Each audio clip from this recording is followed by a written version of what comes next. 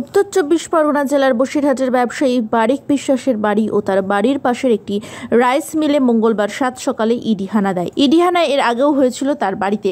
রাজ্যে রেশন দুর্নীতি মামলা ও বাংলাদেশে রেশনের চাল পাচার কেলেঙ্কারিতে জড়িয়েছিল একসময় সে।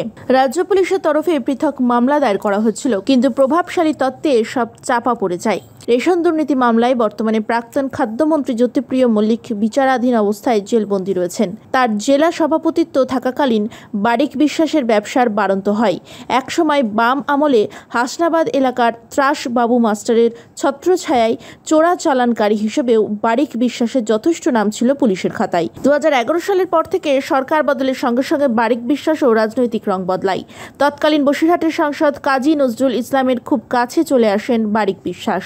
সোনা পাচার, গরু পাচার, কয়লা পাচার সহ বহুবিধ ব্যবসায় রাতারাতি ধনী হয়ে ওঠা বারিক বিশ্বাসকে দেখলে রীতিমতো অবাক হতে হয়। আর্থিকভাবে প্রভাবশালী হওয়ায় স্থানীয় পঞ্চায়েত ও পুর পঞ্চায়েত সমিতি এবং জেলা পরিষদের তৃণমূল কংগ্রেসের নেতা মন্ত্রীদের চোখের মণি হয়ে ওঠেন বসিরহাটে।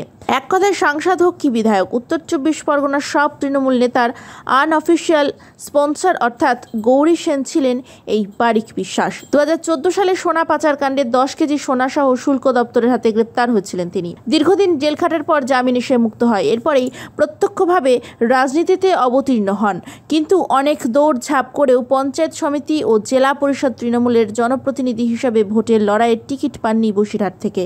কিন্তু তার দাদা গোলাম বিশ্বাস তৃণমূল কংগ্রেসের পঞ্চায়েত সমিতি ও জেলা পরিষদের সদস্য হিসেবে নির্বাচিত হন। বর্তমানে বারিক বিশ্বাসের বৌদির অর্থাৎ গোলাম বিশ্বাসের স্ত্রী সবিজা বেগম বসিরহাট থেকে তৃণমূল কংগ্রেসের জেলা পরিষদের সদস্য হিসেবে প্রতিনিধিত্ব করছেন। সেক্ষেত্রে দাঁড়িয়ে গোলাম বিশ্বাসের ভাই কিংবা সবিজা বেগমের দেওর হিসেবে রাজনৈতিক এবং প্রশাসনিক সুবিধা ও ক্ষমতা ভোগ করেন বারিক বিশ্বাস।